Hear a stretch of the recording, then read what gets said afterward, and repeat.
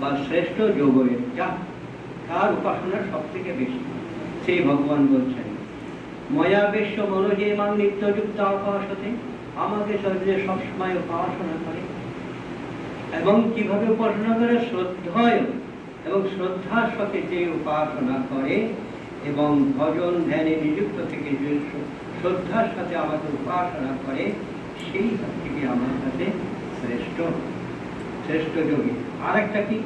যে তম অক্ষরম অনির্দেশম অব্যক্তম করতে উপাসনে, যে অব্যক্ত অক্ষরে অর্থাৎ নিরাকারে যে ধ্যান করে সেও আমার কাছে শ্রেষ্ঠ। কিন্তু নিরাকার ধ্যান করা অত্যন্ত কঠিন।